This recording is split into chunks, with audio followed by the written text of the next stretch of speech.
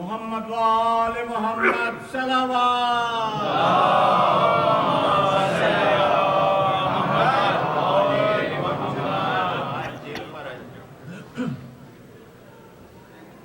رحم الله من قرأ الفاتحة.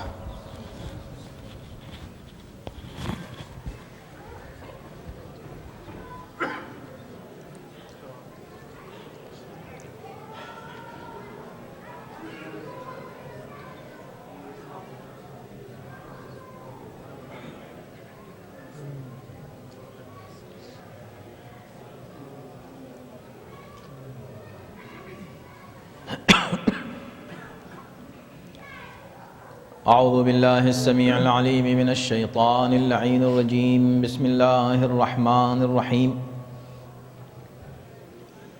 الحمد لله رب العالمين والصلاة والسلام على أشرف الأنبياء والمرسلين خاتم النبيين رحمة للعالمين سيدنا ونبينا وشفيع ذنوبنا وطبيب نفوسنا ومطهر قلوبنا مولانا أبي القاسم محمد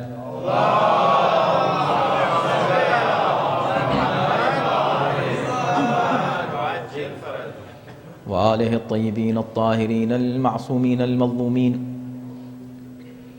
ولعنة الله على أعدائهم أجمعين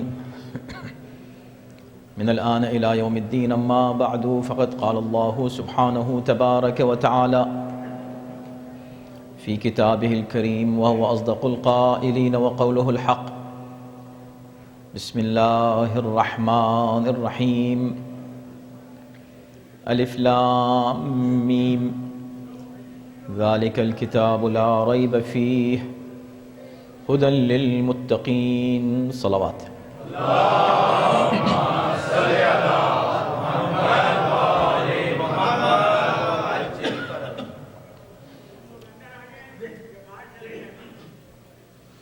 اور ایک صلوات پڑھیں محمد اللہ.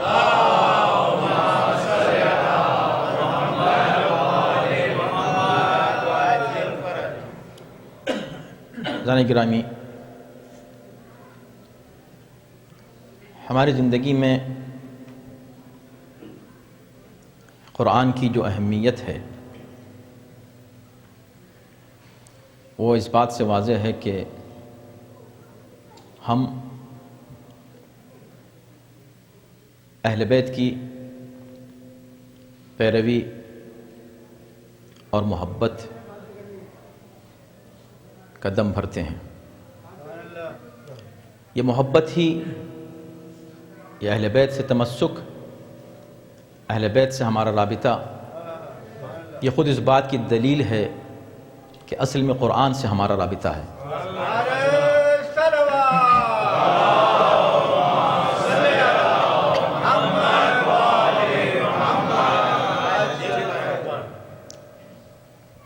اور ہمارے لیے جتنا آسان ہے قرآن کو سمجھنا، وہ دوسروں کے لیے نہیں ہے. اس لیے کہ قرآن یقینی طور پر ایک کتاب ہدایت ہے، جیسا کہ میں نے کل بھی آپ کی خدمت میں عرض کیا تھا. لیکن یہ کتاب جب بھی ہدایت بن سکتی ہے جب انسان ایمان کے ساتھ اس کا مطالعہ کرے. وَنُنَزِّلُ مِنَ الْقُرْآنِ مَا هُوَ شِفَاءٌ وَرَحْمَةٌ لِّلْمُؤْمِنِينَ. یہ آیت میں نے آپ کے سامنے کل پڑھی تھی. مومنین کے لیے شفا و رحمت ہے. وَلَا يَزِيدُ الظَّالِمِينَ إِلَّا خَسَارًا. لیکن جو ظالم ہیں انہیں یہ قرآن کچھ نہیں دیتا سوائے خسارے کے اور نقصان کے. تو جب یہ بات واضح ہے تو الحمدللہ ہماری قوم اہتمام کرتی ہے اس بات پر کہ قرآن کو یاد کریں، پڑھیں، سمجھیں اور اس پر عمل کریں، اور پھر جو کچھ سیکھا ہے اور سمجھا ہے اس کو دوسروں تک پہنچائیں. یہ ہماری ذمہ داری ہے. قرآن مجید سے تمسک کے کئی مرحلے ہیں. سب سے پہلے یہ ہے کہ آپ اسے سیکھ لیں، قرآن پڑھنا سیکھیں اور اسے سمجھنے کی صلاحیت پیدا کریں. اس کے بعد کا مرحلہ یہ ہے کہ آپ اس کا ٹرانسلیشن اس کو ضرور پڑھیں۔ روزانہ قرآن کا پڑھنا مومن کی ذمہ داریوں میں سے ہے، اور ہمارے ائمہ علیہ السلام نے قرآن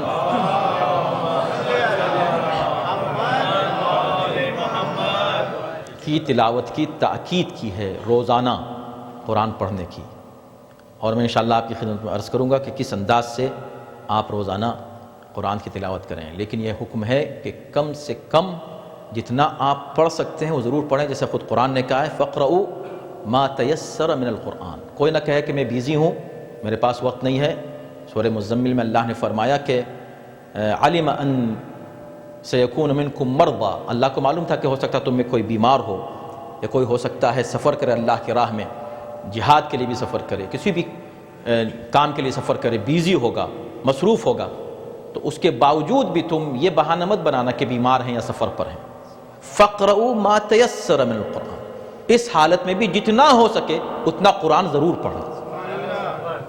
تو اب یہ دیکھیں، ہم خود اپنے آپ سے سوال کریں کہ ہم کتنا قرآن پڑھتے ہیں۔ کیا کوئی دن ایسا گزر جاتا ہے کہ ہم نے اس دن قرآن نہیں پڑھا؟ تو یہ کوئی کمی تھی ہماری زندگی میں جو ظاہر ہوئی قرآن کے نہ پڑھنے کے جو ہے توسط سے۔ تو قرآن کی تلاوت روزانہ ہماری ذمہ داری ہے۔ پھر قرآن کے میننگز کی طرف جائیں، اس کے ترجمے کو پڑھنے کی کوشش کریں۔ اس کے بعد تیسرا مرحلہ یہ ہے کہ اس کی تفسیر پڑھیں، اور جب آپ کو قرآن پڑھنے کا لطف آنے لگے گا تو پھر آپ کو کسی اور کام میں کوئی مزہ نہیں آئے گا۔ قرآن پڑھتے ہیں لوگ اور قرآن کا ذکر ہوتا ہے، تو اسی جذبے کے تحت ہم نے سوچا کہ کسی ایک سورے کو عنوان بنا کر صرف اس کا تعارف کرایا جائے۔ پوری تفسیر تو پورے سورے کی نہیں ہو سکتی، ایک ایک آیت کے اوپر 40 منٹ گزر جاتے ہیں اور تفسیر مکمل نہیں ہو پاتی۔ جو روزانہ ہمارے جو ہفتہ وار ہمارا درس ہے اس میں، اور اس کے سارے پہلو پر گفتگو نہیں ہو پاتی، چاہے کہ ہم کوئی سورہ پورا لیں اور اس پر 10 مجلسیں، اس میں پوری بات نہیں ہو پاتی۔ تو ہم نے یہ سوچا کہ کیوں نہ ہم انٹروڈکشن صرف پیش کریں آپ کے سامنے کسی ایک سورے کا۔ اب ظاہر سی بات ہے کس سورے کا؟ تو جو سب سے بڑا سورہ ہے قرآن مجید کا، ہم نے اسے منتخب کیا۔ اس کا سبب شاید یہ بھی ہے کہ ایسا اس انداز سے کسی مجلس میں پورے سورے کو عنوان قرار دینے کا ہمارا پہلا تجربہ ہے۔ چھوٹے سوروں کو بے شک بنا چکے ہیں، لیکن ایز اے انٹروڈکشن کے پورے سورے کا انٹروڈکشن ہم دیں، تعارف کرائیں کہ اس سورے میں کیا کیا موضوعات کور کیے گئے ہیں، اور ان میں آپس میں کیا کنیکشن ہے، اور کیا فلسفہ ہے ان آیات کا، اور کیا خوبی اور ہمارے لیے کیا دروس ہیں جو ہم ان سے حاصل کر سکتے ہیں۔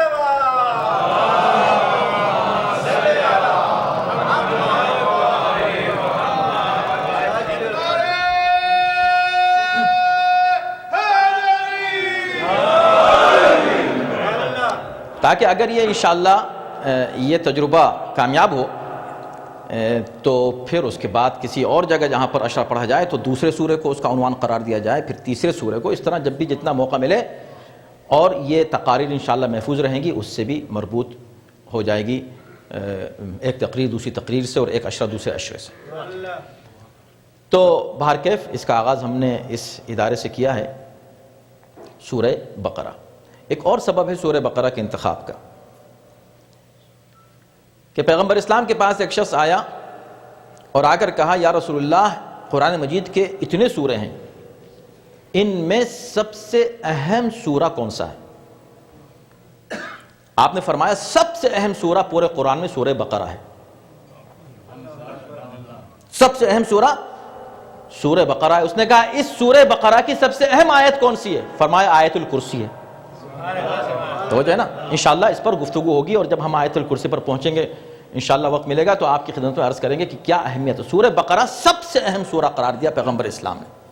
اب اس کا ریزن کسی مفسر نے بیان نہیں کیا ہے، سب نے اس روایت کو، ہر مفسر نے سورہ بقرہ کی تفسیر کے آغاز سے قبل جو اس کا انٹروڈکشن دیا ہے اس میں اس روایت کو نقل کیا ہے، لیکن کسی نے یہ نہیں بیان کیا کہ کیا وجہ ہے کہ سورہ بقرہ سب سے اہم سورہ ہے، ایسی کیا بات ہے۔ تو اسی ایک روایت کو پڑھنے کے بعد خود ہمارے اندر یہ کیوریسٹی پیدا ہوئی کہ بھئی کوئی تو ریزن ہوگا، کیا اس لیے سب سے اہم ہے کہ سب سے طولانی سورہ ہے، سب سے بڑا ہونا؟ ایسی بات نہیں، اگر سب سے بڑا ہونا سب سے اہم اس کی اہمیت کی نشانی ہوتا تو کافروں کے مقابلے میں اس کو پیش کیا جاتا، سورہ کوثر کو پیش نہ کیا جاتا۔ تو قرآن ہے، چاہے سورہ کوثر ہو وہ بھی اتنا ہی اہم ہے، سورہ بقرہ ہو وہ بھی اتنا ہی اہم ہے، لیکن پیغمبر کا یہ کہنا کہ تمہارے لیے اے مسلمانوں سب سے اہم سورہ، سب سے بڑا سورہ، سب سے عظیم سورہ سورہ بقرہ ہے۔ اس کے بعد پھر ایک اور روایت ہے، فرمایا کہ لِكُلِّ شَيْءٍ سَنَامٌ وَسَنَامُ الْقُرْآنِ الْبَقَرَةِ، ہر شے کی ایک پیک ہوتی ہے، ایک بلندی ہوتی ہے کہ جس کے آگے اور کوئی بلندی نہیں ہے، پیک ہوتی ہے، سنام، ہر شے کی ایک بلندی ہے، اور قرآن کی بلندی سورہ بقرہ ہے۔ تو بھئی ایسی کیا بات ہے؟ تو کچھ تو ہوگا اس میں، اس سورہ بقرہ میں، اس پورے سورے میں کوئی ایسی بات ضرور ہوگی ان مسلمانوں کے لیے اور بلکہ پوری انسانیت کے لیے، کہ جس کے لیے پیغمبر اتنی اہمیت دے رہے ہیں کہ سورہ بقرہ کی یہ اہمیت اور یہ فضیلت ہے۔ اور اس کے علاوہ سورہ بقرہ میں کچھ ایسی آیات ہیں جو ہماری زندگی کے لیے بہت اہم اور ضروری ہیں۔ بہت سے لوگ تعویذ مانگتے ہیں، مولانا کوئی یہ پریشانی ہے، کچھ اس کے لیے کوئی دعا بتائیے، اس کے لیے کوئی تعویذ بتائیے۔ اب میں آپ کو ایک تعویذ اور ایک دعا بتا رہا ہوں، اپنی طرف سے نہیں، امام زین العابدین علیہ السلام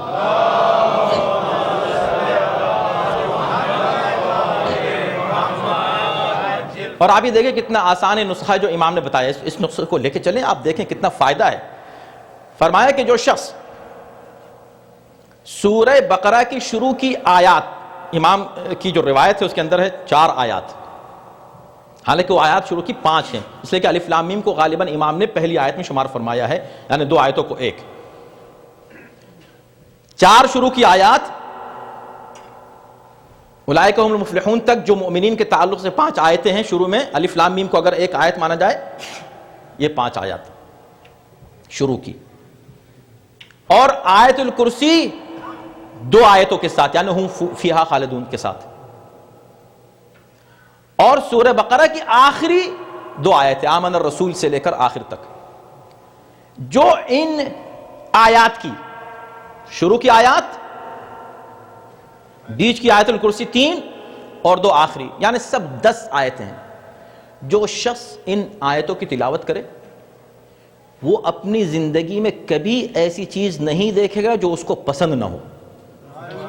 کتنی بڑی بات ہے یہ، لا یرا شیئا ما یکرہہ، ایسی کوئی شے کہ جو اسے پسند نہ ہو، اسے بری لگے، وہ اس کو نہیں دیکھے گا، یعنی ہر پریشانی اس کی دور ہو جائے گی۔ اور اس کی خصوصیت یہ بھی ہے کہ وَلَا يَنْسَ الْقُرْآنِ، وہ قرآن فراموش نہیں کرے گا۔ کہتے ہیں ہم کو قرآن کی آیتیں یاد نہیں ہوتی ہیں، ہم یاد کرنا چاہتے ہیں، ہم یاد نہیں کر پاتے ہیں۔ آپ ان 10 آیتوں کو پڑھیں، آپ کو قرآن یاد رہے گا، بھولیں گے نہیں۔ تو اس کا مطلب ہے کہ یہ سورہ بقرہ ہے، اس کی یہ اہمیت ہے، اس کی آیات کی اہمیت ہے، اور ظاہر سی بات ہے کہ یہ آیتیں جو ہم پڑھ رہے ہیں اور سورہ بقرہ ہے، اس پر ہم گفتگو کر رہے ہیں، ہر آیت کی تشریح ہم نہیں کر سکیں گے، نہ اس پر ہم گفتگو کر سکیں گے۔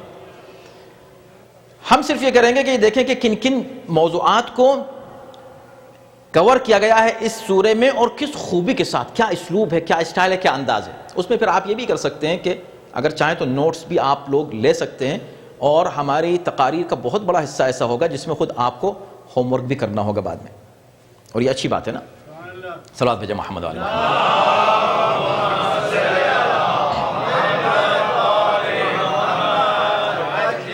تو کل کی تقریر آپ حضرات کے ذہنوں میں اگر محفوظ ہے تو آپ یہ دیکھیں کہ کیسا کنیکشن ہے سورہ بقرہ میں اور سورہ حمد میں۔ سورہ حمد تمام ہوتے ہی جہاں مضمون تمام ہوتا ہے وہیں سے دوسرا مضمون جو شروع ہوتا ہے وہ اسی کا کنیکشن ہے، اسی کی کنیکٹیوٹی، اسی کا تسلسل ہے۔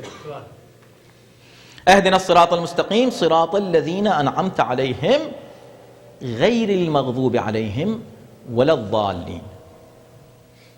الف لام میم، بسم اللہ الرحمن الرحیم، الف لام میم ذالک الکتاب لا ریب فیہ، وہ کتاب وہ ہے کہ جس میں کوئی شک اور شبہ نہیں ہے۔ میں نے آپ کی خدمت میں جہاں کل بات تمام کی تھی، جو حضرات نہیں تھے، صرف ان سے ان کے سامنے یہ بات اس لیے عرض کر رہا ہوں تاکہ تسلسل باقی رہ جائے ان کے ذہنوں میں بھی، کہ دیکھیں ہدایت کا ذکر کیا، اللہ سے ہدایت طلب کر رہے ہیں، یا اللہ ہدایت دے، تو ہدایت دے۔ تو خدا نے کہا ٹھیک ہے، ہم تم کو اگر تمہاری دعا قبول کرتے ہیں تو دیکھو ہدایت کیسے ملے گی۔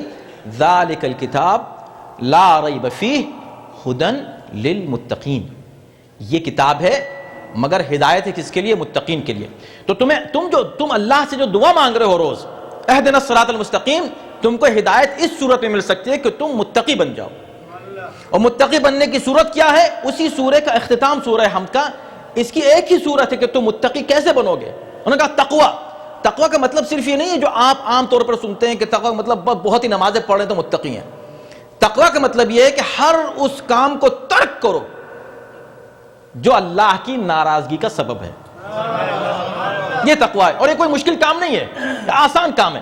اور اس کا آغاز سب سے پہلے صحیح عقیدے سے کرو. اور یہ ممکن نہیں ہے یہ تقوی. توجہ کیجئے، عجیب ہے، آپ آیات پر غور کریں، توجہ کریں تو یہ تقوی ممکن نہیں ہے. ہر انسان تقوی کی بات کرتا ہے، تقوی بہت اچھی بات ہے، لیکن تقوی کیسے آئے گا؟ ہدن للمتقین، یہ کتاب ہدایت ہے متقین کے لیے. مگر اس سے پہلے یہ دیکھو کہ تم جب مانگ رہے تھے خدا سے اہدنا یا اللہ ہمیں ہدایت کر صراط مستقیم کی، اس کا تم جو بھی ترجمہ کر رہے ہو، تو خدا نے کہا اتنا کہہ کہ رک مت جاؤ، میں تم کو بتاؤں گا کہ یہ ہدایت تم کو ملے گی کیسے، یہ تم کو صراط مستقیم ملے گا کیسے. تو تم اب اس صراط مستقیم کو ڈسکرائب کرو. صراط الذین انعمت علیہم، ان کا راستہ جن پر تو نے اپنی نعمتیں نازل کی. صراط ان کا راستہ، تو آپ نے صراط جو ہے راستہ، اس کی نسبت کس کی طرف دی؟ وہ لوگ، تو لوگ ہیں جن کا یہ راستہ ہے، ہمیں ان کے راستے پر چلنا ہے یا اللہ. جب ان کے راستے پر چلیں گے تو ہدایت ملے گی، ہدایت ملے گی تو متقی بنیں گے. توجہ کیجئے گا، ہے کہ نہیں؟ تو ابھی جو راستہ کس کا ہے؟ لوگوں کا. یہ عجیب بات ہے، قرآن یہ کہہ رہا ان ھذا صراطی مستقیما فاتبعوہ، یہ راستہ جو ہے یہ میرا راستہ ہے. صراطی مستقیما، خدا کہہ رہا ہے راستہ میرا ہے. سیدھا راستہ کس کا ہے بھائی؟ سیدھا راستہ اللہ کا ہے. مگر وہ اللہ جس کا یہ سیدھا راستہ ہے، جب ہمیں دعا تعلیم فرما رہا ہے اللہ، تو یہ نہیں کہتا تم یہ کہو یا اللہ اہدنا صراطک المستقیم. توجہ کیجئے گا، یا اللہ تو اپنے سیدھے راستے کی طرف ہمارے ہدایت کر. نہیں، ایاک نعبد کہنے کے بعد عبادت خالص صرف تیری، ہم چاہتے ہیں صراط مستقیم پر رہیں. تو خدا نے کہا صراط مستقیم میرا ہے. جب یہ صراط مستقیم میرا ہے تو یہاں تم اس کی نسبت میری طرف مت دو، میرے کچھ خاص لوگ ہیں ان کا ذکر کرو، تاکہ پتہ چلے اصل میں صراط مستقیم جو اللہ کا راستہ ہے، اللہ کا راستہ ہی اصل میں ان لوگوں کا راستہ ہے جو نعمت والے ہیں. توجہ کیجئے گا، توجہ ہے نا.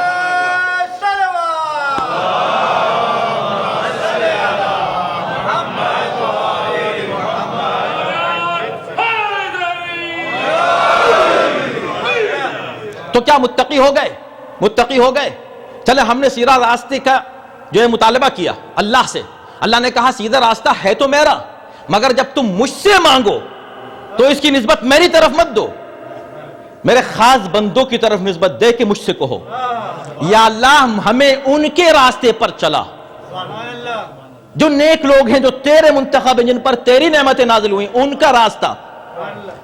تو بات ختم کر دو، بس بات ختم ہو گئی، سورہ ختم ہو گیا. کہ نہیں، ابھی ختم نہیں ہوا، اس لیے کہ ابھی تم کو تقوی کی منزل پر جانا ہے، ابھی تم کو تقوی تک جانا ہے. ذالک الکتاب لا ریب فیہ ھدی للمتقین تک جانا ہے تم کو. تو تقوی کے لیے اتنا کافی نہیں ہے کہ تم ان کے ساتھ رہو جو اللہ کی نعمت جن پر نازل ہو رہی ہے، یہ کافی نہیں ہے. آگے اور کہو، کیا کہو؟ صراط الذین انعمت علیہم غیر المغضوب علیہم ولا الضالین، ان کے ساتھ نہیں. اس کا مطلب ہے کہ جب تم صراط مستقیم کی بات کرو تو دو چیزیں تمہارے ذہن میں فوری طور پر ہونی چاہیے، وہ بھی الگ سے نہیں. نماز میں، نماز کے اندر تمہارے ذہن میں دو باتیں ہونی چاہیے خدا کی عبادت کرتے ہوئے. ایاک نعبد و ایاک نستعین، صرف تیری عبادت، میری صرف عبادت. تو صرف میری عبادت میں دو تصور تمہارے ذہن میں رہیں. ایک یہ کہ جو میرے خاص بندے ہیں ان سے محبت رکھو، جو میرے مخالف ہیں ان سے اظہار برات کرو. اسی کو تولا و تبرہ کہا جاتا ہے. خدا بھیجے محمد و آل محمد پر.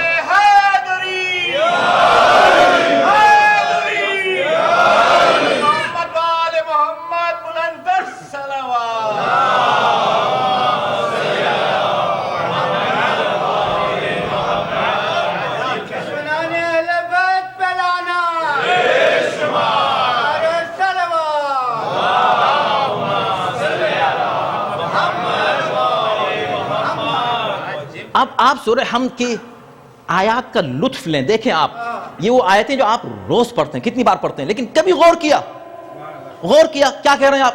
انعمت, تو نے نعمت نازل کی. یو ایڈریسنگ اللہ سبحانہ و تعالی, تو نے نعمت نازل کی. تو اس کا نعمت نازل کرنے والا کون ہے؟ اس کا فاعل کون ہے؟ اللہ. مگر جب اس کے مقابلے پر آپ نے غضب کی بات کی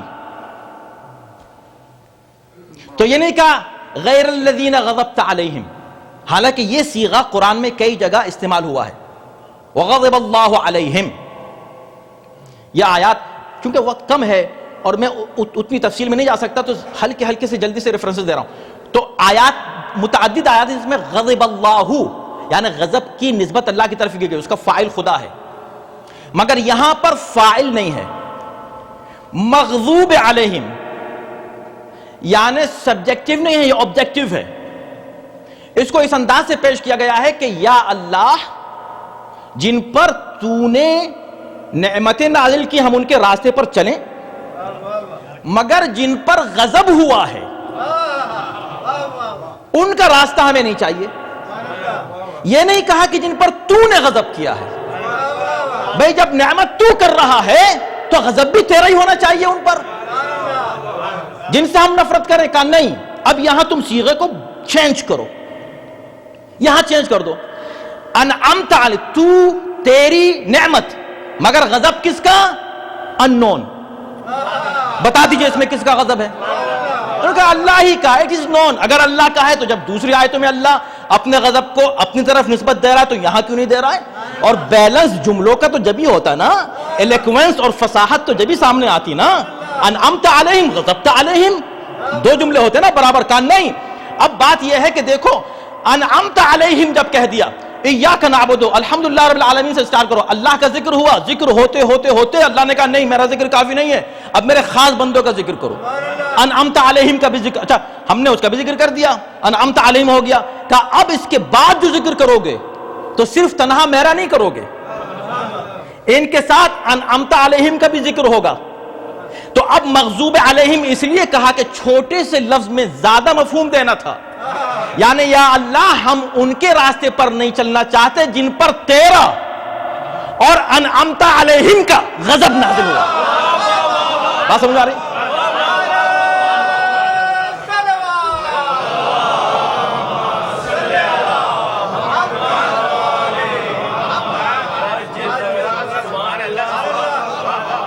قرآن کو سمجھنے کی کوشش کرو, پڑھ لو, بس پڑھ رہے ہیں ابھی کیوں پڑھ لو, کہتے ہیں دھیان نہیں ہوتا, نماز میں دھیان ادھر ادھر چلا جاتا, اس لیے چلا جاتا ہے کہ تمہیں پتہ نہیں کیا پڑھ لو. صراط الذین انعمت علیہم غیر المغضوب علیہم, غیر المغضوب جن پر غضب ہوا وہ نہیں. کس کا غضب ہوا؟ اللہ کا اور انعمت علیہم کا. اور سبحان اللہ آپ دیکھیں اللہ کا غضب, یہی وجہ ہے کہ بخاری جیسی کتاب میں بھی اس روایت کو صاف صاف بیان کیا گیا, اور اسے بہت سی روایت میں پیش کر سکتا تھا لیکن چونکہ جلدی ہے مجھے اور بہت سی باتیں آپ سے کرنی ہیں, تو یہ کہا کہ پیغمبر اسلام نے ارشاد فرمایا ہے فاطمۃ بضعۃ منی, فاطمہ میرا حصہ ہے, ٹکڑا ہے. اس کے بعد جو لفظ ہے اس مضمون کی بہت سی روایات ہیں, کئی جگہ یہ ہے کہ یہ فاطمہ میرا ٹکڑا ہے, من آذاہا جس نے اس کو اذیت دی, لیکن بخاری کی جو روایت ہے اس میں آذاہا نہیں ہے, اس میں کیا ہے من اغضبہا فقد اغضبنی, جس نے اس کو غضبناک کیا اس نے مجھ کو غضبناک کیا, جس نے مجھ کو غضبناک کیا اس نے اللہ کو غضبناک کیا. یعنی یہ اعتراف ہے کہ فاطمہ کا غضب صرف ایک انڈیویجول کا غضب نہیں ہے, کسی ایک فرد کا غضب نہیں ہے, یہ رسول کا غضب ہے, اللہ کا غضب ہے. اب جب ہم کہتے ہیں غیر المغضوب علیہم مطلب یہی ہوا یا اللہ ہم ان کے راستے پہ نہیں چلنا چاہتے جن پر تیرا غضب ہوا, چاہے براہ راست تیرا ہوا ہو یا فاطمہ کے ذریعے سے ہوا ہو.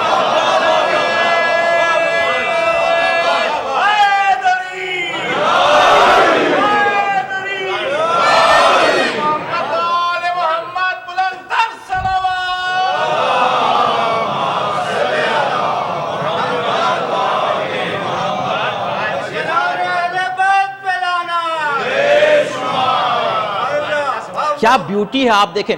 اور اس کے بعد پھر کیا وَلَضَّالِّينَ. تو 3 جملے ہیں, تینوں کی نسبت الگ الگ.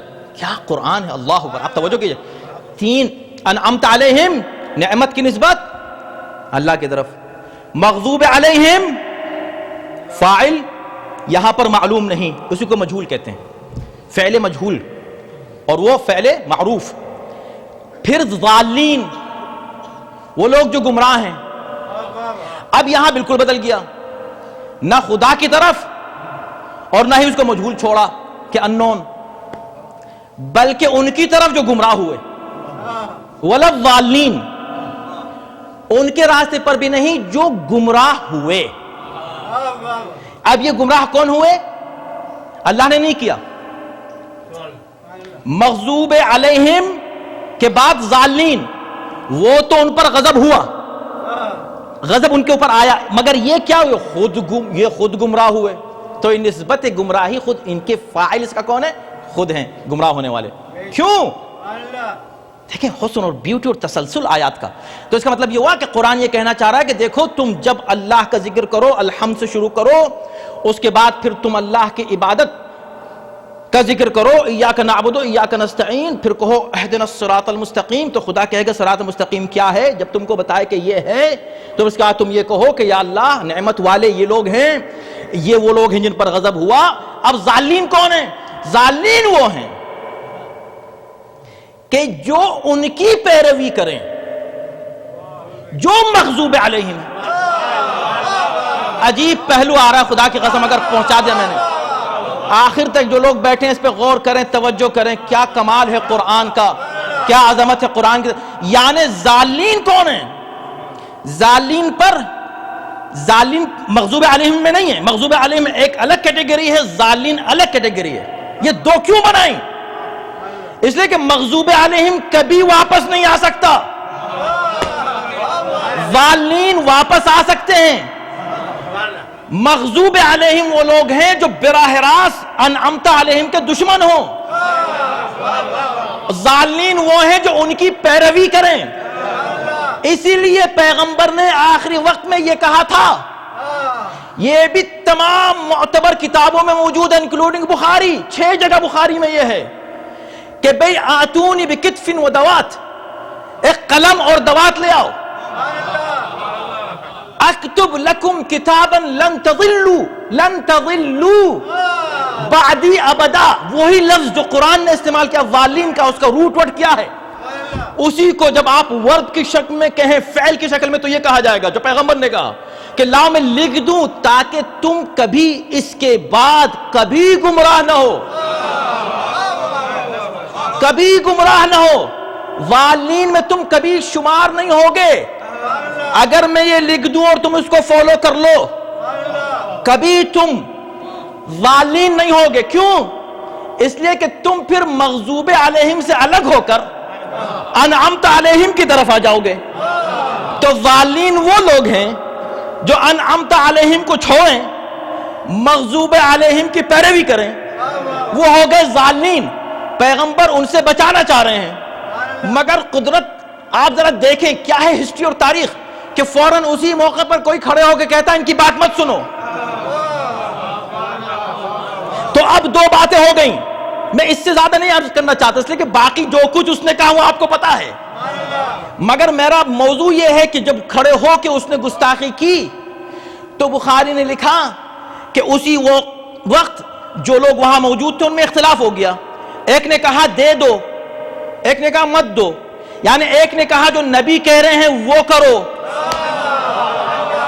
ایک گروپ نے کہا جو یہ کہہ رہے ہیں وہ کرو. بس یہیں سے لکیر کھنچ گئی. اب ایک گروپ ہے محمد والا, ایک گروپ ہے محمد کے مخالفین والا, اور جو مخالف ہو جائے وہ ضالین میں ہے. جب ضالین میں ہے, ضالین میں یا مغضوب علیہم, ان سے الگ رہو, دونوں سے الگ رہو. انعمت علیہم کے ساتھ رہو. جب ایسا کرو گے تو ذالک الکتاب لا ریب فیہ, یہ وہ کتاب ہے جس میں کوئی ریب نہیں ہے. ریب کوئی, بھئی یہ ریب, اسی لیے قرآن کا ساتھی وہ ہونا چاہیے جس میں کوئی عیب نہ ہو. اس لیے کہ اس کتاب میں کوئی ریب نہیں ہے. اب آئیے دیکھیں, الف لام میم سے سٹارٹ ہوئی بات. الف لام میم کیا مطلب ہے اس کا؟ جہاں آپ ٹرانسلیشن دیکھیں گے الف لام میم کے نیچے الف لام میم, بھائی اس کا مطلب تو بتاؤ, کا مطلب نہیں معلوم. ہر لینگویج میں الف لام میم. ابھی ماشاءاللہ ذکر ہو رہا تھا کہ تبلیغ کی کتنی ضرورت, میں انشاءاللہ آپ کی خدمت میں عرض کروں گا. تبلیغی کام ہم پر واجب لازم ہے. ہم نے جو کچھ سیکھا یہ صرف اس چار دیواری میں نہ رہے, ہم باہر تک پہنچائیں. یہ لینڈ آف اپورچونٹی صرف پیسے کے لیے نہیں ہے, صرف ڈالر کے لیے land of opportunity. Land of opportunity اس لیے بھی ہے کہ آپ جب یہاں پر آئے ہیں تو آپ کے پاس جو جواہر ہیں, جو خزانے ہیں, اس کی لوگوں کو ضرورت ہے, ان کو پتہ نہیں ہے خزانہ کیا ہے, ان تک یہ خزانہ پہنچائیں. تو تبلیغ کرنا ہم سب پر واجب ہے, لازم ہے.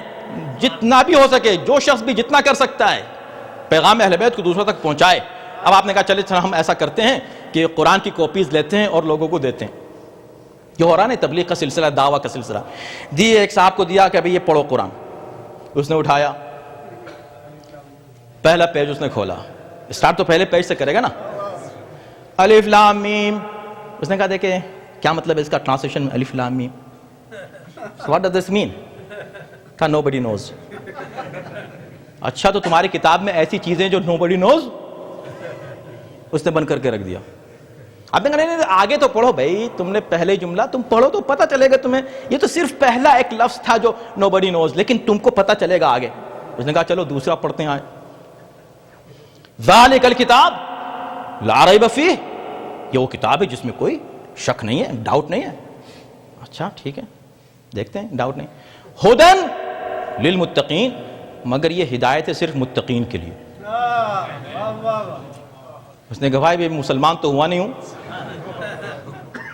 متقی تو بہت آگے کی بات ہے, تو تم نے مجھے وہ کتاب کیوں دے دی جو ہدایت ہے صرف متقین کے لیے؟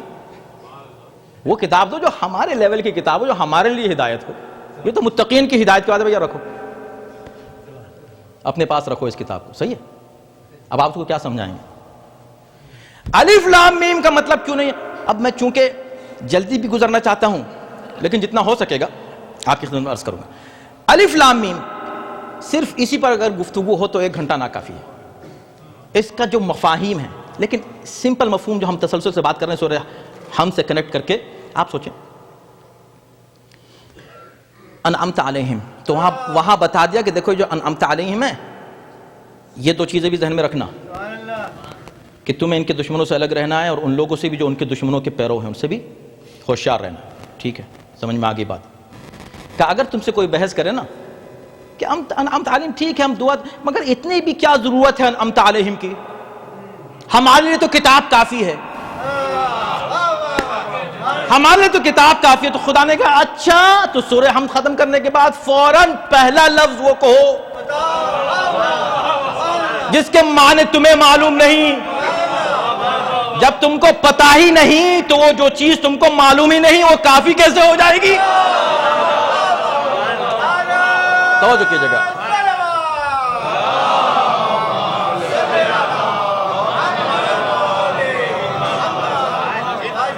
تو پہلا سبق قرآن نے آپ کو کیا دیا, ہر پڑھنے والے کو, کہ اپنے دماغ سے کھرچ دینا, نکال دینا باہر, کہ یہ کتاب ہمارے لیے تنہا کافی ہے.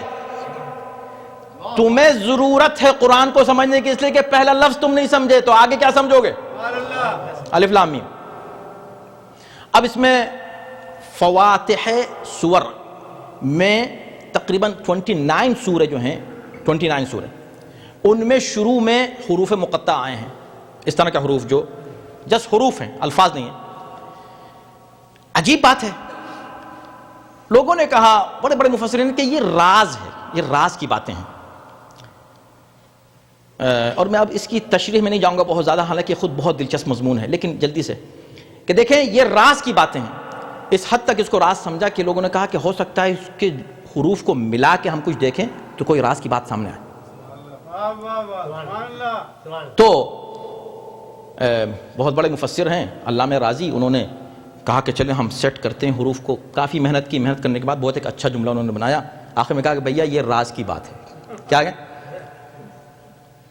تو انہوں نے کہا کہ یہ کلام ایک حکیم کا ہے قاطع لہو سر،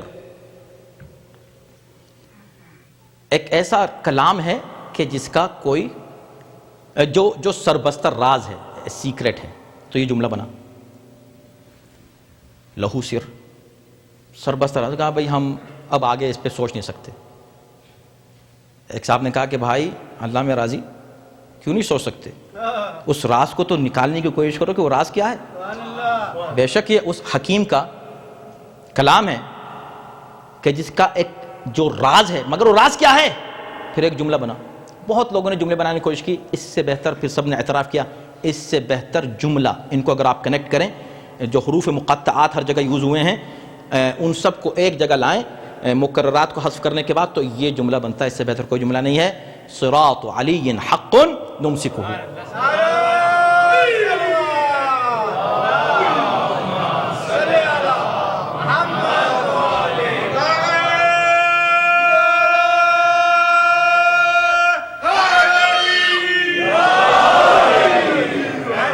علی کا راستہ حق ہے، ہم اس کی پیروی کرتے ہیں.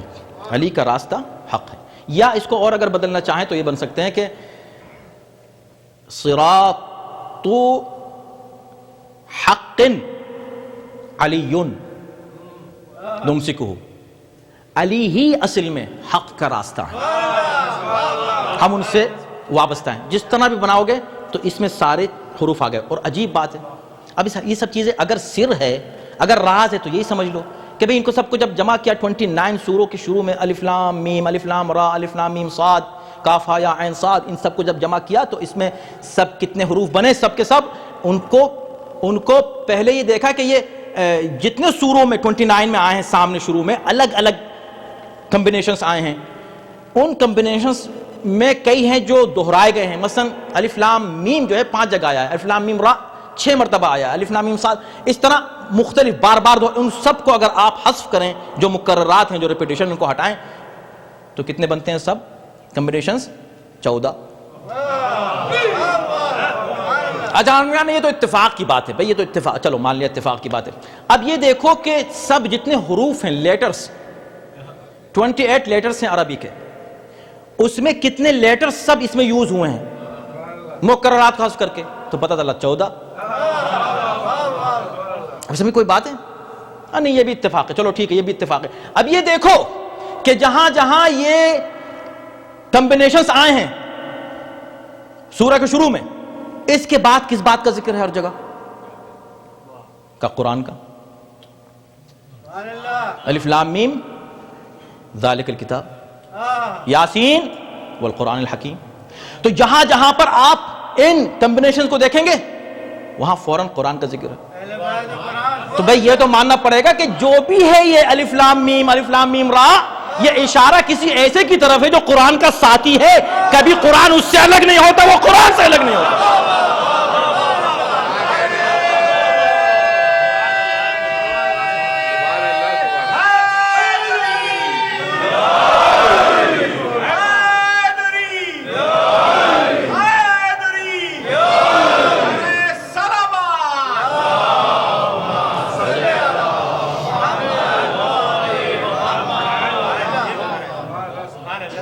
الف لام میم ذالک الکتاب، ایک ایک لفظ پہ گفتگو نہیں ہو سکتی. وہ کتاب ہے کہ جس میں کوئی شک نہیں ہے.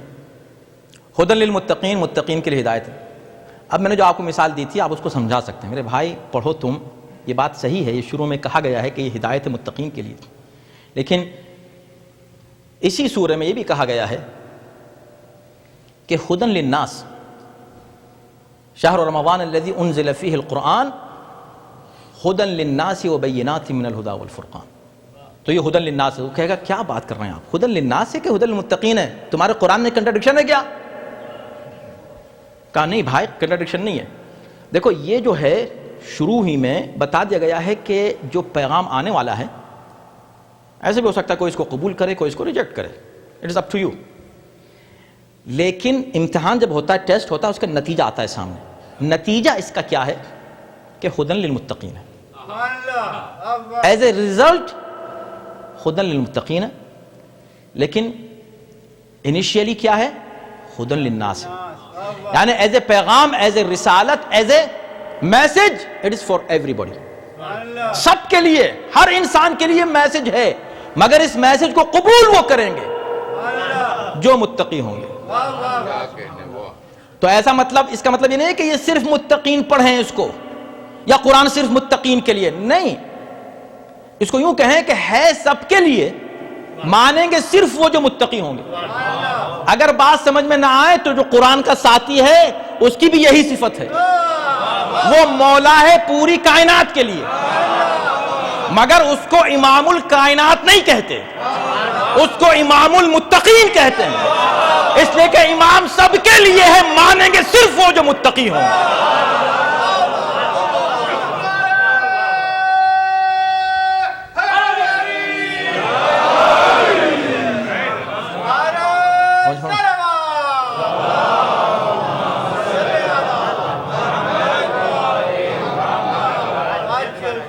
وقت تمام ہو رہا ہے, لیکن میں جتنے پورشن پر گفتگو کرنا چاہتا تھا دیکھیں آپ. تو شروع میں یہ ہدی للمتقین الذین یؤمنون بالغیب ویقیمون الصلاۃ ومما رزقناہم ينفقون. یہ وہ لوگ ہیں, یہ ساری صفات بیان کی گئی ہیں. والذین یؤمنون بما انزل الیک وما انزل من قبلک وبالآخرۃ هم یوقنون. اب رزلٹ دیا جائے اولئک علی ھدی من ربہم, اہدنا الصراط المستقیم روز مانگتے ہو نا, یہ ہے رزلٹ. یہی وہ لوگ ہیں ان صفات والے, علی ھدی من ربہم, یہ وہ ہدایت ہے ان کے پاس جو ان کے رب کی طرف سے, یہ وہ ہدایت ہے. واقعاً عجیب لطف قرآن کا, یہ وہ ہدایت ہے جو من ربہم, جو ان کے رب کی طرف سے. کیوں, تم کس سے مانگ رہے تھے ہدایت؟ اہدنا الصراط, کس سے مانگ رہے تھے؟ اہدنا کس سے کہہ رہے ہو؟ خدا سے کہہ رہے ہو نا کہ یا اللہ ہدایت فرما, تو اللہ ہی تو ہدایت کا انتظام فرمائے گا. تو جب تم اللہ سے کہو کہ یا اللہ ہدایت کر, لوگ کہتے ہیں ایاک نعبد کا, ایاک نستعین کا, کسی اور کو کیوں پکارتے ہو؟ ارے بھائی کسی اور کو پکارتے ہیں اس لیے کہ اس کو پکارنا خدا کو پکارنا ہے, یہ شرک نہیں ہے. شرک کہاں ہے؟ شرک یہاں ہے. کہتے ہو اہدنا الصراط المستقیم, یا اللہ تو ہدایت کر, انتظام خود کر لیتے ہو. یہ توجہ ہے کہ نہیں؟ ہدایت آنی چاہیے رب کی طرف سے, تمہاری طرف سے نہیں, پبلک کی طرف سے نہیں, ووٹنگ سے نہیں. ہدایت آنی چاہیے اللہ کی طرف سے. ھدی من ربہم, اپنے رب سے. اب کنیکشن دیکھیں آیات کا, 5 آیتیں. وقت تمام ہو رہا ہے, یہیں پر رکوں گا تھوڑا سا, اس کے بعد انشاءاللہ کل گفتگو ہوگی. سورہ بقرہ کتنا بڑا سورہ ہے, 286 آیات ہیں. ہم کیسے گفتگو کریں گے, سب پر نہیں ہو سکیں گی, لیکن ہم صرف موضوعات بتائیں گے. اب دیکھیں آپ, اس 5 آیتیں مؤمنین کے تعلق سے تھیں, یہ شروع کی. ہر ایک پہ بات نہیں ہوئی, جلدی سے ہم گزر گئے آگے, صرف شروع کی آیت پر تھوڑی سی گفتگو ہوئی. آخر میں کیا کہا, اولئک علی ھدی, یہی ہدایت والے ہیں. اولئک ھم المفلحون, یہی اصل میں کامیاب ہیں, یہی لوگ کامیاب ہیں. اچھا, اس کے بعد اب پھر 2 آیتیں آتی ہیں. یہ 2 آیتیں کس کے لیے؟ کافروں کے لیے. یہ 2 آیتیں کافروں کے لیے. اس کے بعد ذکر ہوتا ہے کس کا؟ منافقین کا. 13 آیات میں منافقین کا ذکر ہے. کاش وقت ہوتا تو میں صرف انہی آیات پر گفتگو کرتا. دیکھیں آپ, لیکن ہمیں آگے بڑھنا ہے. اب آپ یہ دیکھیں, 5 آیتیں مومنین کے لیے, 2 آیتیں کافرین کے لیے, 13 آیتیں منافقین کے لیے. کتنا خطرناک ہوگی یہ کیٹیگری منافقین والی. اور کیا کیا اس میں ذکر کیا ہے, ہر ذکر عجیب و غریب ہے اس کے اندر. ہر بھئی جا کر آپ پڑھیں انشاءاللہ, یہ آپ کے لیے ہوم ورک ہے, آپ جا کر پڑھیں ان 13 آیات کو ہر لفظ. اب وہاں پر ایک چونکہ کنیکشن ہو رہا ہے گفتگو کا, اس لیے من ربہم, رب کی طرف سے ہدایت آنی چاہیے. ان کا کیا کام ہے؟ مثلهم كمثل الذي استوقد نارا فلما اضاءت ما حولهم ذهب الله بنورهم وتركهم في ظلمات لا يبصرون. یہ ان کا حال کیا ہے؟ ان لوگوں کی طرح ہیں جو روشنی چاہتے ہیں, ان کو چاہیے راستہ چلنا ہے, یا ان کو کوئی کام کرنا ہے روشنی میں, اندھیرا ہو رہا ہے تو کیا کیا انہوں نے آگ جلا لی. آگ جلائی تو اس سے انہوں نے روشنی میں اپنا کام کر لیا. یہ لوگ دین کے معاملے میں بھی ایسے ہی سمجھتے ہیں کہ یہ کام ہم کر لیں گے، روشنی کا انتظام ہم کر لیں گے۔ اللہ نے کہا جب اللہ اس روشنی کو ختم کر دیتا ہے تو پھر وہ اسی طرح ظلمتوں میں بھاگتے پھرتے ہیں۔ کیوں؟ اس لیے کہ یہ نور انہوں نے خود ہی بنانے کی کوشش کی جو فوراً ختم ہو جاتا ہے، مگر جب خدا نور بھیجتا ہے تو نور قیامت تک ختم نہیں ہوتا۔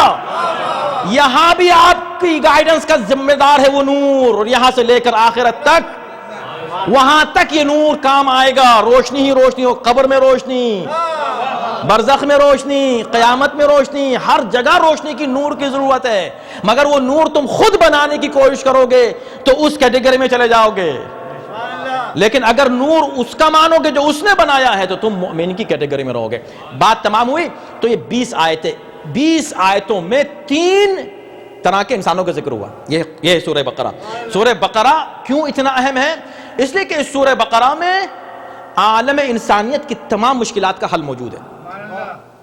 اور اوریجنلی 2 چیزیں جس کے لیے اللہ نے تمام انبیاء کو بھیجا، قیادت اور اطاعت، لیڈرشپ اور اس کو ماننا، یہ سب کچھ اسی محور پر پورا سورہ جو ہے گردش کرتا ہے۔ آپ دیکھیں تو شروع میں انسانوں کی بات ہو رہی ہے۔ یہ جو انسان ہیں 3 طرح کے ہیں، یا کوئی انسان جو ہے مومن ہے یا کوئی انسان کافر ہے، یہ 2 ہو گئے تو بات ختم ہو گئی۔ یا تو کوئی قبول کرے گا یا ریجیکٹ کرے گا، 2 ہی تو ہو سکتے ہیں۔ کہا نہیں بھائی، تیسرا بھی ایک ہے۔ جو دل سے ریجیکٹ کرتا ہے ظاہراً قبول کرتا ہے، یہ زیادہ خطرناک ہے۔ تو 3 کیٹیگریز قرآن نے بیان کر کے جیسے 20ویں آیت تمام ہوئی، 21ویں آیت میں اب قرآن نے ڈائریکٹ تمام عالم بشریت کو خطاب کیا۔ ہوم ورک ختم ہوا آپ کے لیے جو میں نے آپ کے لیے دے دیا۔ اب اس کو آپ پڑھ کے آئیے گا تو کل سے ہم 21ویں آیت سے آگے گفتگو کریں گے۔ اتنی جلدی ہم نے 20 آیتوں پر گفتگو کی، لیکن یہ ہے کہ ظاہر سی بات ہے کہ ہم آپ کو جیسے عرض کیا تھا کہ صرف آپ کو ہیڈ لائنز دیں گے۔ 21ویں آیت میں کمال قرآنی یہ ہے کہ جو 3 کیٹیگریز ہیں اس کو بیان کرنے کے بعد جنرل تمام انسانوں کو خطاب کیا۔ یا ایھا الناس اعبدوا ربکم الذی خلقکم، اے انسانوں اب تم اللہ کی عبادت کرو اور دیکھو اب یہ تمہاری چوائس ہے کہ ان تینوں میں کس میں رہنا چاہتے ہو۔ اس کے بعد جو سورہ آگے بڑھتا ہے اور کس پیک پہ جاتا ہے انشاءاللہ اس پر مسلسل گفتگو ہوگی۔ یہ قرآن مجید ہے جس کو چھوڑنے کا نتیجہ ہے کہ لوگوں نے اہل بیت کو چھوڑا۔ یہ جھوٹ ہے جو کہتے ہیں حسبنا کتاب اللہ، کتاب خدا کافی ہے۔ اگر تم یہی سمجھ لو کتاب کافی ہے تو چلو کتاب ہی کی تو مانو۔ کتاب تمہیں کہاں لائے گا؟ بار بار کتاب تم کو اہل بیت کے در پر لائے گا۔ یہ قرآن تمہیں بار بار کی کتاب تم کو وہیں لائے گی، رائٹ؟ اہل بیت کے دامن کو چھوڑنے کا نتیجہ یہ ہے کہ لوگوں نے وہ مظالم کیے۔ اسی لیے قرآن نے یہ کہا کہ وَلَا يَزِيدُ الظَّالِمِينَ، یہ قرآن مؤمنین کے لیے شفا ہے، مؤمنین، لیکن یہ نہیں کہا وَلَا يَزِيدُ الْكَافِرِينَ، کافرین کے لیے خسارہ نہیں کہا، ظالمین کے لیے خسارہ۔ جس نے جہاں کبھی بھی کوئی ظلم کیا اب قرآن اس کے لیے ہدایت نہیں بن سکتا، اس نے گویا کہ قرآن کو چھوڑ دیا، چھوڑا بھی ظلم کرے تو قرآن کو چھوڑ دیا اس نے، اور اس کے لیے اب قرآن اگر پڑھنا بھی چاہتا ہے تو خسارہ بن جائے گا۔ یہ تو قرآن کی بات ہے۔ اب آپ سوچیں کہ اگر ظلم ان شخصیتوں پہ ہو جو خود قرآن کے ساتھی ہیں تو یہ ظلم کتنا آگے بڑھ جائے گا۔ ابھی آپ نے مرثیہ میں سماعت فرمایا کہ وہ حسین جو اسلام کی حفاظت کے لیے ساری قربانیاں اپنی تیار کر کے چلے اور پہنچے ہیں کربلا۔ محرم کی 2 تاریخ تھی جب کربلا پہنچے۔ جب حسین کربلا پہنچے تو اللہ اکبر پوچھ رہے ہیں کیا حسین کو معلوم نہیں؟ ایسا نہیں ہے کہ حسین نعوذ باللہ علم نہیں رکھتے۔ ایک گھوڑا تبدیل کیا، دوسرا گھوڑا آگے نہیں بڑھتا۔ پھر پوچھ رہے ہیں کون سی جگہ ہے تاکہ ریکارڈ میں آ جائے، لوگ سمجھ لیں کہ بات کیا ہو رہی ہے، اور یہ بھی سمجھ لیں کہ دیکھو تم سے زیادہ تو یہ جانور سمجھدار ہے، یہ جانور بھی زمین کو پہچان رہے ہیں، کربلا کی زمین کو۔ پوچھا کیا ہے اس کا نام؟ کہا نینوا، اور بھی کوئی اس کا نام ہے، کہا غازریہ بھی کہتے ہیں، اور کوئی نام کا شت فرات بھی کہتے ہیں، نام بتائے گا کہ اور بھی کوئی نام ہے۔ جب کسی نے کہا اس کو کربلا کہتے ہیں، فرمایا ہاں ہونا محط رحالنا، ہاں ہونا مقتل رجالنا، بس یہی وہ زمین ہے جہاں ہمارا خون بہایا جائے گا، اسی جگہ پر ہم اتریں گے، حکم دیا اتر جائیں۔ اور یہ وہ مقام ہے جہاں جب حسین اترے ہیں، اترتے ہی پہلا کام کیا ہے حسین نے، میرے مولا نے اس زمین کو ان کے مالکوں سے خرید لیا ہے، تاکہ کوئی یہ نہ کہہ دے کہ حسین کسی اور کی زمین میں دفن ہوئے ہیں۔ حسین اپنی زمین میں دفن ہوئے، اور اب جب ہم پر کوئی حملہ کرنے آئے گا تو ہم کسی اور زمین پر نہیں تھے، ہم اپنی زمین پر تھے، ہم دفاع کی کیفیت میں۔ یہ حسین ہے۔ کربلا تیار ہو رہی ہے، 2 تاریخ آ چکی ہے، محرم ہو چکا ہے، اور جب حسین یہاں آئے ہیں اور لائے گئے ہیں، میں آپ کے خدمت میں عرض کر چکا ہوں، اب ایام عزا ہیں اور اس میں ہر رات ہم کسی ایک شہید کا ذکر کریں گے۔ حسین جب کربلا پہنچے ہیں تو سب سے پہلا جو ایک قائد کو انتظام کرنا چاہیے وہ انتظام کیا۔ کیا انتظام کیا؟ کہ خیموں کو پانی کے قریب لگایا جائے، اس لیے کہ ہمارے ساتھ چھوٹے چھوٹے بچے ہیں۔ ابو الفضل عباس نے خیموں کو پانی کے قریب، ترائی کے قریب لگا دیا۔ جب خیمے لگ چکے تو حر کے لشکر نے کہا کہ ان خیموں کو یہاں سے ہٹا دیا جائے۔ جب کہا ہٹا دیا جائے اور یہ خبر ابھی عباس کو پہنچی، اس نے کہا کیا کہا؟ ان خیموں کو ہٹا دیا؟ میں نے خیموں کو لگایا ہے، مولا نے حکم دیا ہے، تم کہہ رہے ہو ہٹا دیا جائے؟ اور ایک مرتبہ تلوار نکالی اور زمین پر ایک خط کھینچ دیا اور کہا جس کی مجال ہو اس خط سے آگے بڑھ جائے۔ یہ عباس سے علمدار ہیں، جس کی مجال ہو اس خط سے آگے بڑھ جائے، میں دیکھتا ہوں کون آگے بڑھتا ہے۔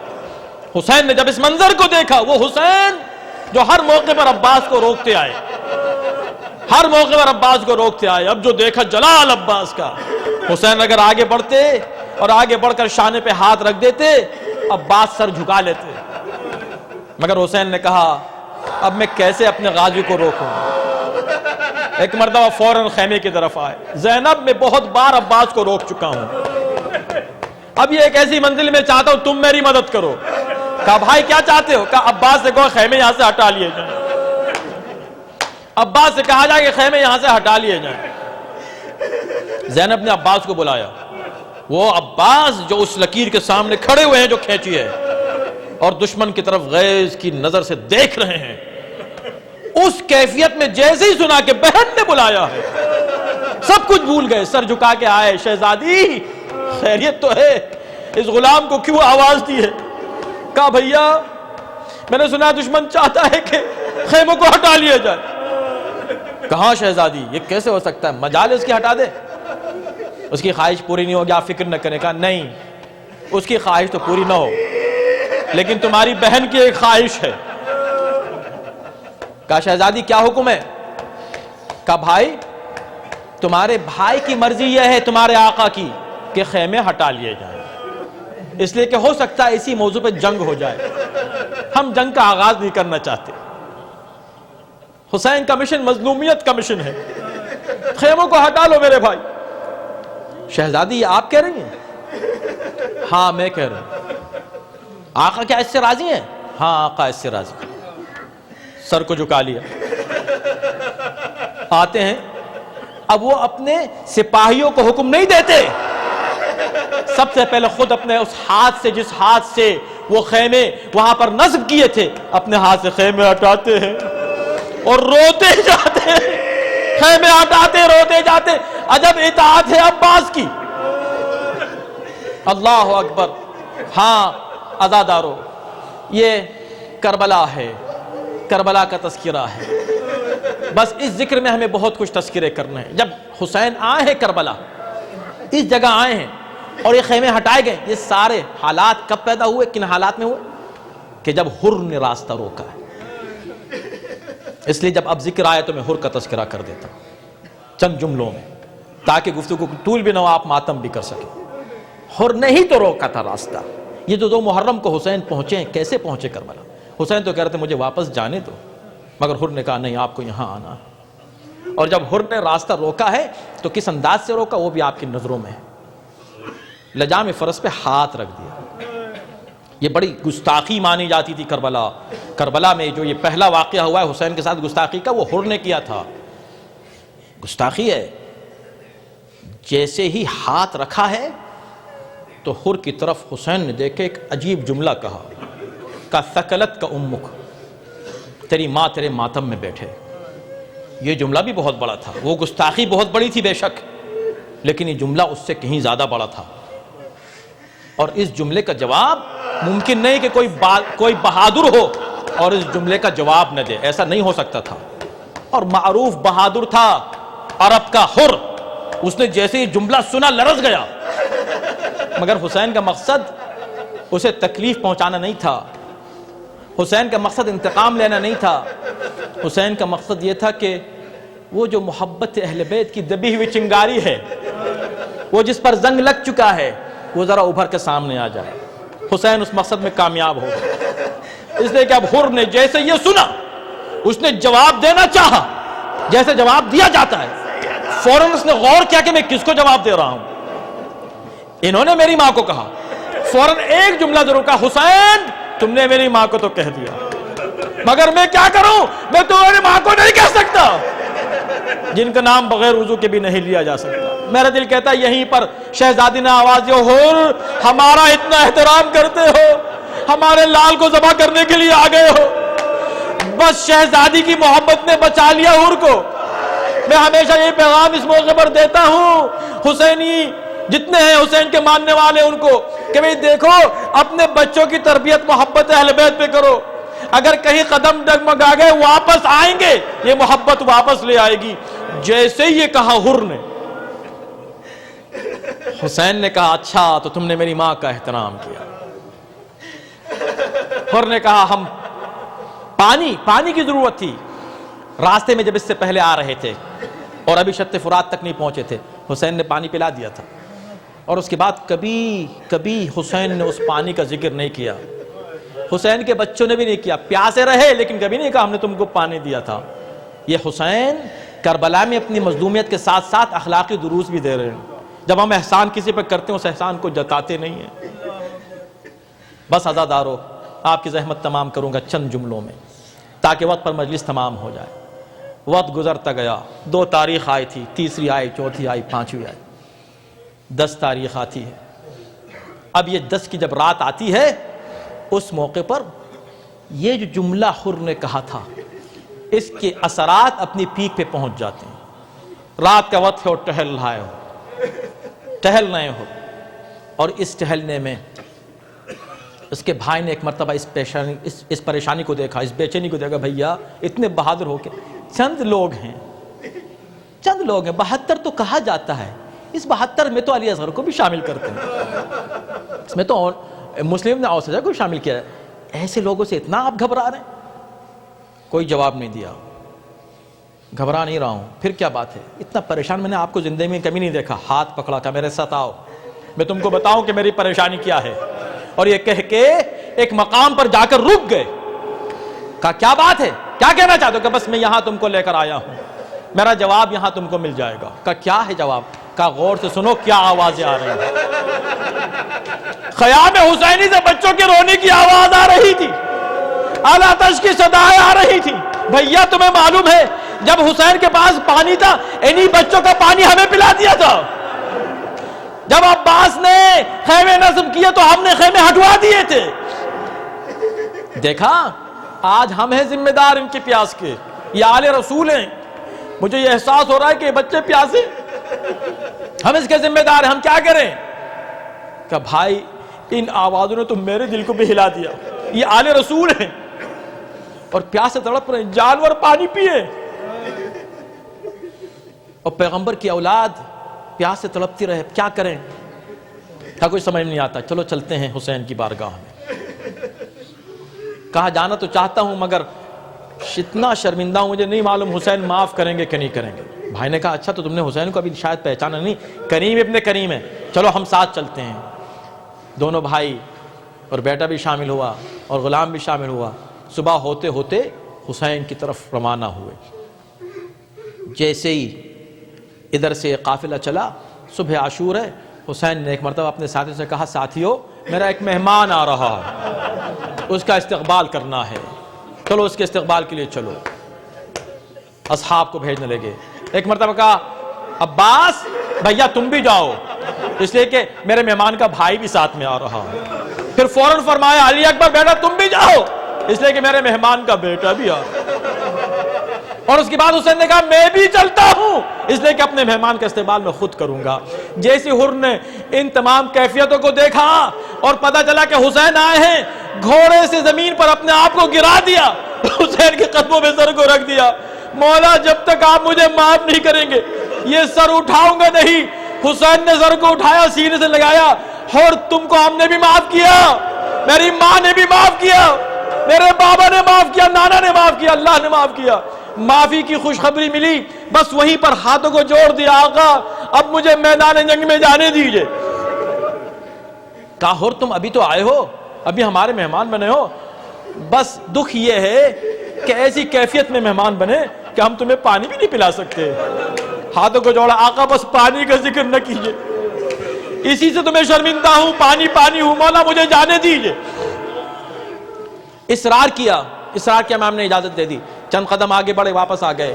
مولا اتنا بڑا کرم آپ نے کیا، مجھے اجازت دے دی، ایک کرم اور فرمائیے، آپ کریم ابن کریم، کہ آپ کیا چاہتے ہو؟ حسین سے اس موقع پر کیا چاہتے ہو؟ حسین کیا تمہیں دے سکتا ہے؟ کہا مولا آپ دے سکتے ہیں، کیا ہے؟ کہا مجھے اجازت دے دیجئے اس بات کی کہ مجھ سے پہلے میرا بیٹا چلا جائے۔ بس یہ سننا تھا کہ حسین نے کہا کیا تمہارا بیٹا تمہارے سے پہلے؟ یہ کیسے ہوتا ہے؟ کہا آقا بس یہی میری گزارش ہے۔ اصرار کیا، امام نے پرمیشن دے دی۔ اب یہ نوجوان بچہ آتا ہے میدان میں، تاریخ نے اس کا نام بھی علی رکھا ہے، علی بتایا ہے، علی ابن حر نوجوان ہے، آتا ہے میدان میں، جنگ کرتا ہے، جنگ کرتے کرتے ایک مرتبہ زخمی ہو کے جب زمین پر گرتا ہے، یہ پہلا شہید ہے کربلا کا، کیا عظمت ہے اس شہید کی جو کربلا کا پہلا شہید بن گیا۔ آیا جیسے شہید ہو کے، جیسے ہی زخمی ہو کے زمین پر گرا ہے، آواز دی ہے اپنے باپ کو، اور باپ دوڑا ہے آواز پر بیٹے کی، اور جب حر پہنچے ہیں اپنے بیٹے کے لاشے پر تو کیا دیکھا؟ حر سے پہلے حر کا آقا پہنچ چکا ہے، اور حسین نے حر کے بیٹے کے سر کو اپنے زانو پر رکھا ہوا ہے۔ بس ایک مرتبہ حر نے آگے بڑھنے کے بعد سر کو ہٹا دیا۔ مولا یہ گستاخی کیسے ہوگی؟ یہ غلام کا فرزند ہے، غلام ہے اور غلام کا فرزند ہے، اور یہ آقا کا زانو ہے، اس پر کیسے سر رکھے؟ نہیں اب اس کو تم غلام نہ کہو۔ اور یہ کہہ کے ایک مرتبہ حسین نے پھر سر کو اپنے زانو پر رکھ لیا حر کے بیٹے کے، اور دعائیں دینے لگے۔ اسی کیفیت میں ایک مرتبہ حر کی نگاہوں کے سامنے آخری ہچکیاں نوجوان بیٹا لیتا ہے۔ حر نے آگے بڑھ کے جوان بیٹے کے لاشوں کو اٹھانا چاہا، حسین نے سینے پہ ہاتھ رکھ کے ہٹا دیا۔ حر تم نہ اٹھاؤ اس لاشے کو۔ کہا مولا کیوں نہیں؟ اب تو یہ شہید ہو چکا ہے، لے کر چلتا ہوں خیمے کی طرف۔ کہا ہاں لے کے چلیں گے مگر تم نہیں اٹھاؤ گے لاشا۔ کہا کیوں مولا؟ کہا اس لیے کہ ضعیف باپ جوان بیٹوں کے لاشیں نہیں اٹھاتے۔ اور یہ کہہ کے حسین نے لاشے کو اٹھایا، عباس نے سہارا دیا، علی اکبر نے سہارا دیا، حر پیچھے پیچھے چلتے رہے۔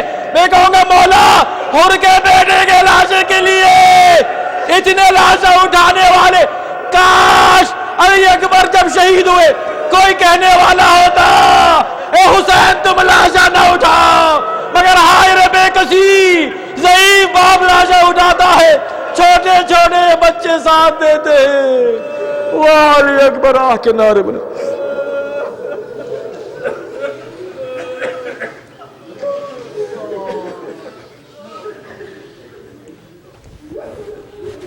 پروردگار ہمارا عمل صالح قبول فرما، سے بہتر انداز میں اہل بیت سننے سنانے کی توفیق کرام دے، ہر آفت و بلا سے محفوظ و مامون رکھ، جہاں جہاں اہل بیت کے چاہنے والے آباد ہیں، عزادار ہیں، خداوندہ ان کی حفاظت فرما، ہر مشکل و مصیبت سے ان تمام حاضرین کو خداوندہ محفوظ و مامون رکھ۔ خداوندہ ہم سب کو اطاعت اہل بیت کی توفیق عنایت فرما، علوم قرآن اور معارف قرآن کو سمجھنے کی توفیق عنایت فرما، قرآن و اہل بیت کے دامن سے ہم سب کو وابستہ رکھ۔ خداوندہ جو مومنین رزق و روزی سے پریشان ہیں ان کی رزق و روزی میں اضافہ فرما، جو مقروض ہیں ان کے قرضوں کی ادائیگی فرما، جو اولاد کے خواہش مند ہیں خداوندہ نعمت ان کو سرفراز فرما۔ خداوندہ جو مومن کسی طرح بھی پریشان ہے خداوندہ اس کی پریشانی کو دور کر دے، کوئی بھی خوف ہے اس خوف کو دور فرما دے۔ خداوندہ اس سے بہتر انداز ذکر اہل بیت سننے سنانے کی توفیق ہم سب کو عنایت فرما۔ عزاداران مظلوم کربلا میں ہمارا نام مندرج فرما، اس ادارے پر، ادارے کی کسی طرح بھی سپورٹ کرنے والوں پر، حاضرین پر اپنی رحمت اور برکت نازل فرما۔ اس ایام عزا میں حق عزاداری ادا کرنے کی ہم کو توفیق عنایت فرما۔ امام زمانہ کے ظہور میں تعجیل فرما، ان کے عنوان انصار میں داخل و شامل فرما۔ ربنا تقبل منا ماتم حسین۔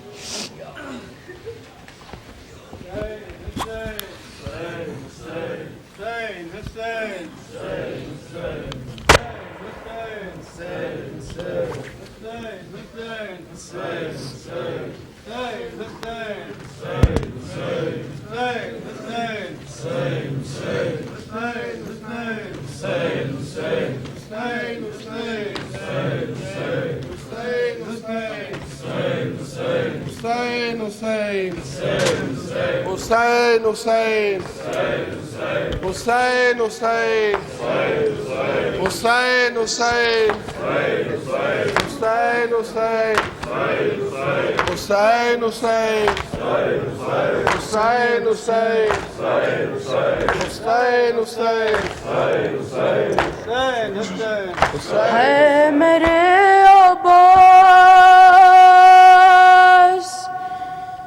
ہے میرے عباس، ہے میرے عباس،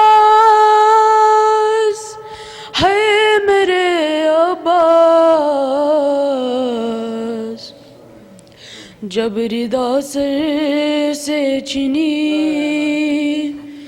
میں صدا دیتی رہی، تو نہ آیا غازی۔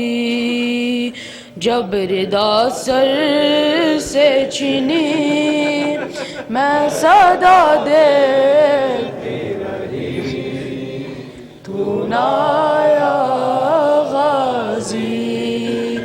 جب ردا سر سے چنی میں صدا دیتی رہی، تو نہ آیا غازی۔ آل عمران کہاں اور زندان کہاں، یہ بہن قید ہوئی، تو نہ آیا غازی۔ جب ردا سر سے چنی میں صدا دیتی رہی، تو نہ آیا غازی۔ جب ردا سر سے چنی میں صدا دیتی رہی، تو نہ آیا غازی۔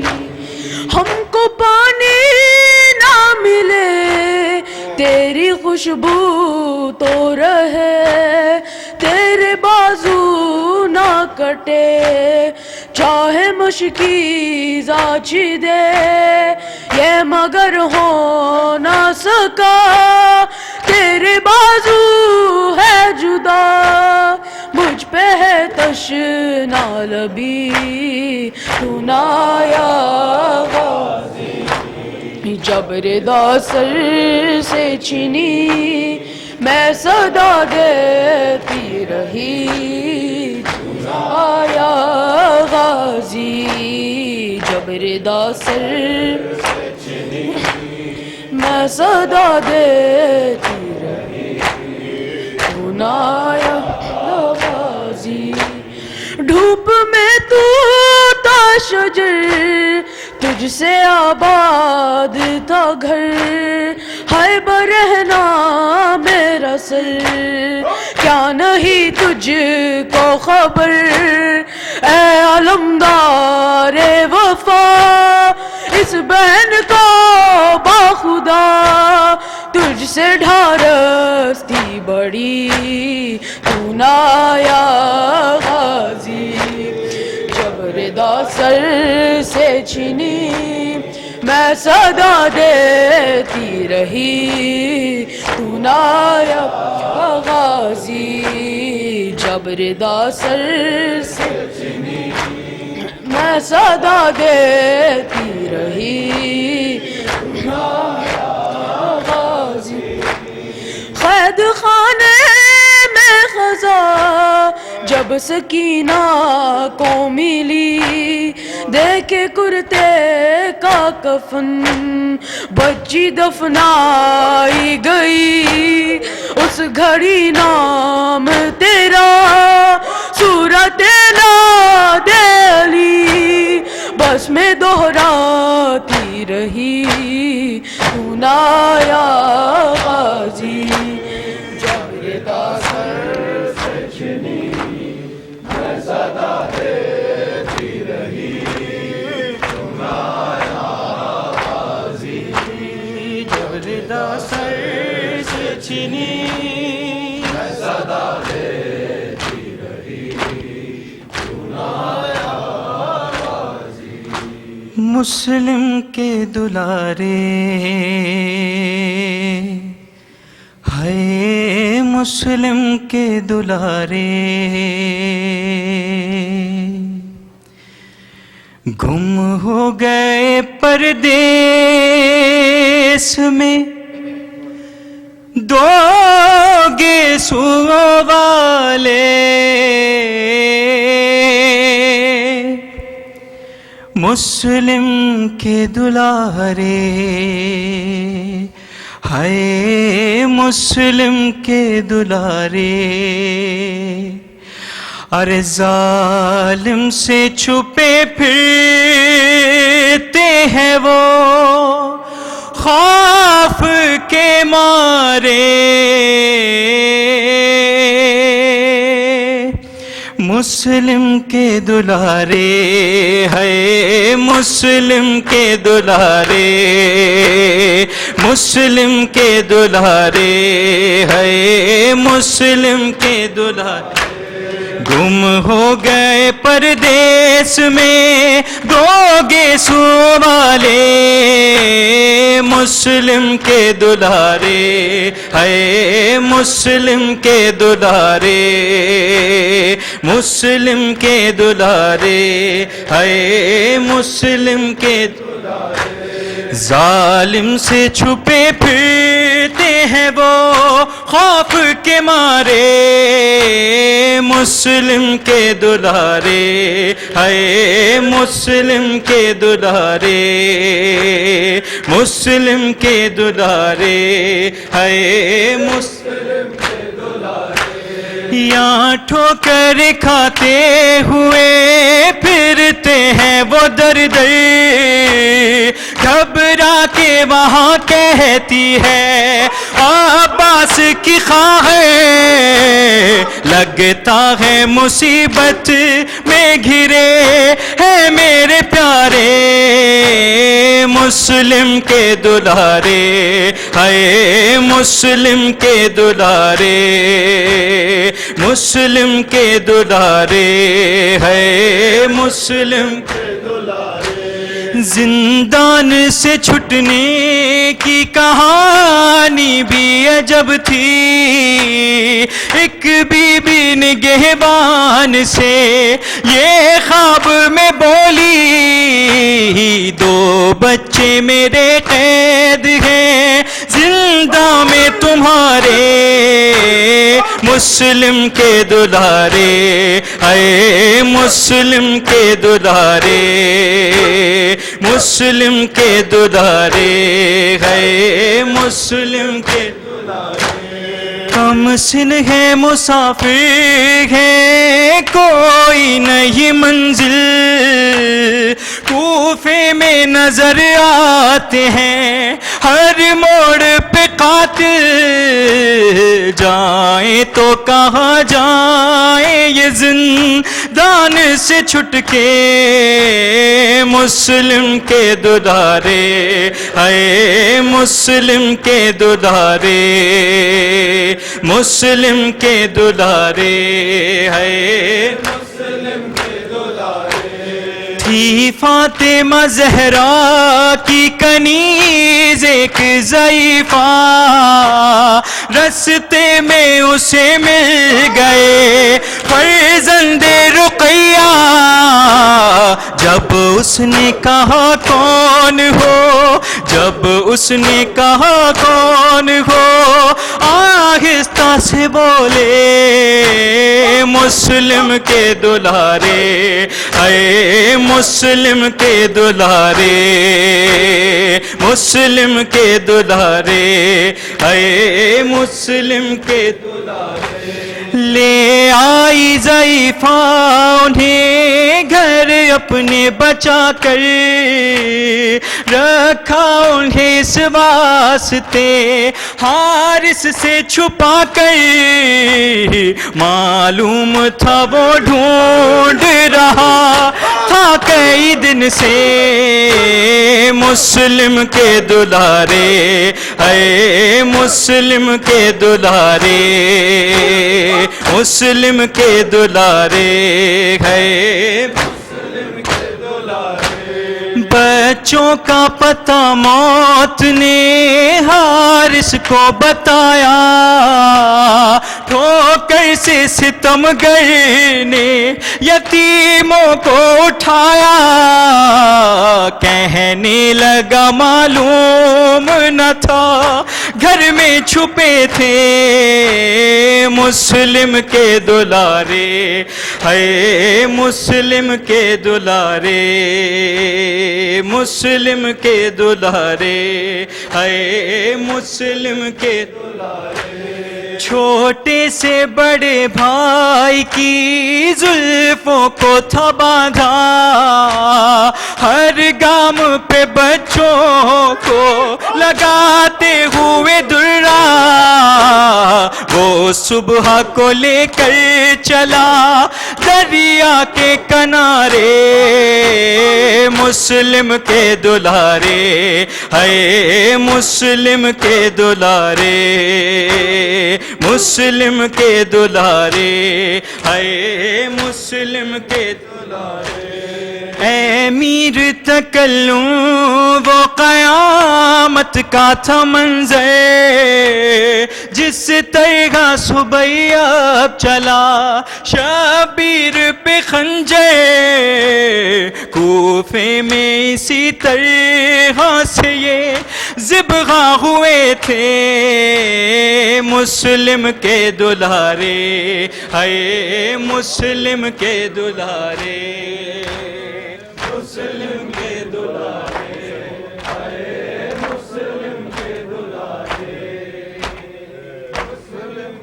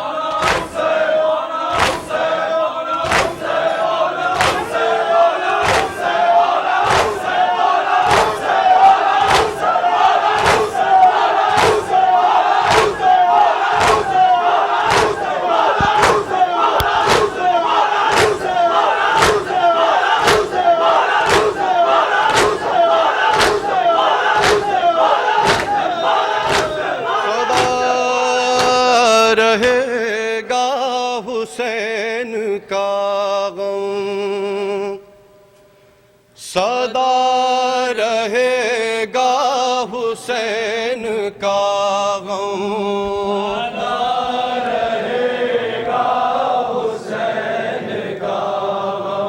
سدا رہے گا حسین کا غم،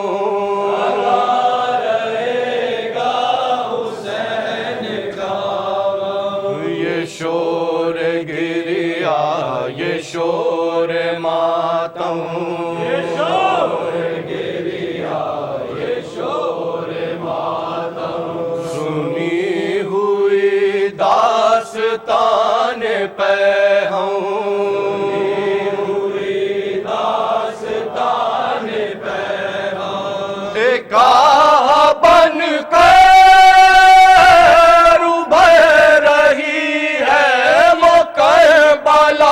کی صدائے مرنو، صدا رہے گا حسین کا غم، صدا رہے گا حسین کا غم، اٹھے جو ظلم و ستم کے جھونکے، سوال یہ تھا کہ کون روکے، حسین ابن علی کے در پر جمی ہوئی تھی نگاہ عالم، رہے گا حسین کا غم، سدا رہے گا حسین کا غم، بڑھا جو حد سے غرور باطل، تڑپ اٹھا پھر حسین کا دل، پھر حسین کا دل، چلا حرم کو وطن سے لے کر ردائے زینب بنا کے پرچم، رہے گا حسین کا غم، سدا رہے گا حسین کا غم، اصول فکر و عمل کو موڑا، یزیدیت کے فسوں کو توڑا، ہر ایک دیوار ظلم ڈھا کر بنا گیا دی کا قصر محکم، رہے گا حسین کا غم، سدا رہے گا حسین کا غم، سدا رہے گا حسین کا غم، جفاؤں کا دل ہلا کے اٹھا، دل ہلا کے اٹھا، وہ قبر اصغر بنا کے اٹھا، اصغر بنا کے اٹھا، جوان کی میت مسکرا کر بدل گیا فکر نسل آدم، رہے گا حسین کا غم، سدا رہے گا حسین کا غم، سدا رہے گا حسین کا غم، نہ رک سکی ہے نہ رک سکے گی، نہ رک سکے گی، صدائے مظلوم کیا رکے گی، مظلوم کیا رکے گی، چلو کدھر کا سیل کے اپنے ابھر رہی ہے صدائے ماتم، سدا رہے گا حسین کا غم، سدا رہے گا حسین کا غم، نہ رک سکی ہے نہ رک سکے گی، صدائے مظلوم کیا رکے گی،